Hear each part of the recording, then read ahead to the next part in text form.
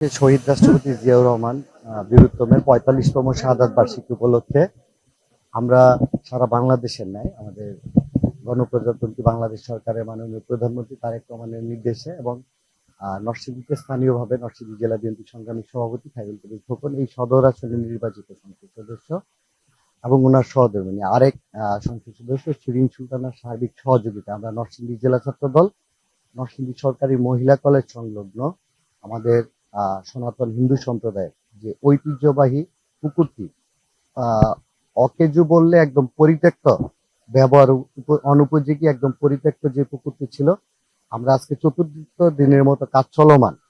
এটা আপনারা প্রথম দিনও এসে আপনারা এটা কভারেজ নিয়েছেন বা এই মহিলা কলেজ এই শহরবাসী সাক্ষী যে এটা কিরকম পরিত্যক্ত, একদমই ব্যবহার অনুপযোগী ছিল। সেটাকে আমরা ইতিমধ্যে একটা পর্যায়ে নিয়ে এসেছি। তো আমরা এই আমাদের উদ্যোগে আমাদেরকে অনেকে সাধুবাদ জানিয়েছে।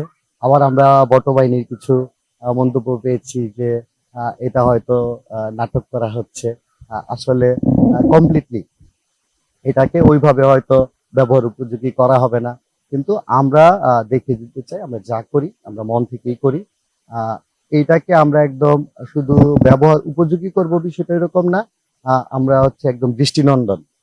এবং আমাদের পার্শ্ববর্তী মহিলা কলেজের কিছু হচ্ছে গিয়ে এখানে ম্যাক্সিমাম অনার্স মাস্টার্স ইন্টারমিডিয়েটের ভর্তি পরীক্ষা হয়, অভিভাবকরা এখানে এসে বসার জায়গা পায় না। আমরা এই পুকুর পাড় সংলগ্ন নরসিংদী পৌরসভাকে আমরা ইতিমধ্যেই অনুরোধ জানিয়েছি। আমরা আমাদের মাননীয় সংসদ সদস্য খায়রুল কবির খোকন ভাই এবং শিরিন সুলতানা ভাবিকেও আমরা অনুরোধ জানিয়েছি।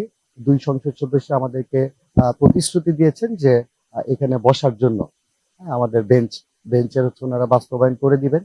সেই ক্ষেত্রে আমার এই পরিত্যক্ত পুকুরটা পরিত্যক্ত না, ব্যবহার উপযোগী তো হবে। পাশাপাশি আমরা মনে করি আমরা যেভাবে প্রথম দিনেই 6টা লাইট লাগিয়েছি, আমরা এখন হেলোজিন লাইটের মাধ্যমে আমাদের ছাত্রী হোস্টেলের বোনরা সন্ধ্যার পরে হচ্ছে অন্ধকারে ভয়ে সন্ধ্যার পরে হোস্টেল থেকে বের হইতো না। এটা একদম মানে অনেক আলোর মাধ্যমে একটা দৃষ্টিনন্দন পুকুর এবং পুকুর সংলগ্ন পরিবেশটাকে আমরা দৃষ্টিনন্দন করার জন্য আমরা সচেষ্ট আছি। আমরা আমাদের কাজ শেষ করা পর্যন্ত আমরা হচ্ছে গিয়া এক মুহূর্তের জন্য আমরা এখানে কোনো বিরতি দিব না। নরসিংদীর মানুষ, সাধারণ ভোটাররা, জনগণ ভোট দিয়ে খায়রুল কবির খোকন ভাইকে সংসদ সদস্য হিসেবে নির্বাচিত করেছে, বিএনপিকে রাষ্ট্র পরিচালনার ইমানি দায়িত্ব দিয়েছে।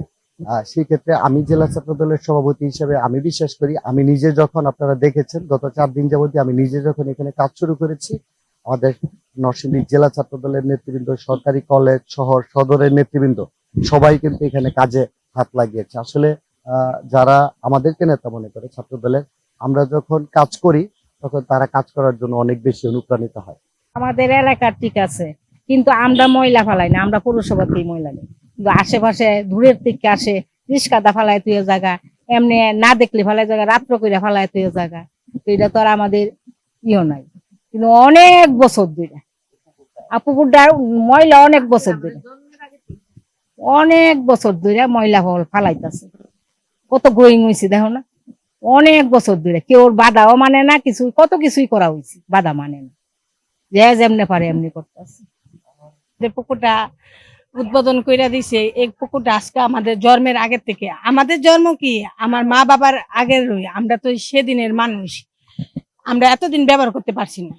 এখন উনি ছাত্রদল নেতার থেকে আমাদের পুকুরটা পরিষ্কার করে দিব। আমাদের ধর্ম হিন্দু ধর্ম, পূজা বিয়ের জল ভরা, কীর্তনের অধিবাসের জল ভরে, সব জায়গা থেকে এখানে জল ভরে। আমরা নিজেরা তো ব্যবহার করতে পারছি না, এখন যেহেতু তাই দায়িত্ব কইরা নিচে পুকুরটা পরিষ্কার করে দিত, আমরা এখন থেকে ব্যবহার করতে পারবো, সবকিছু করতে পারবো। আমরা ছাত্রদল থেকে, আমাদের পক্ষ থেকে ছাত্রদল থেকে তাই অনেক ধন্যবাদ জানাই।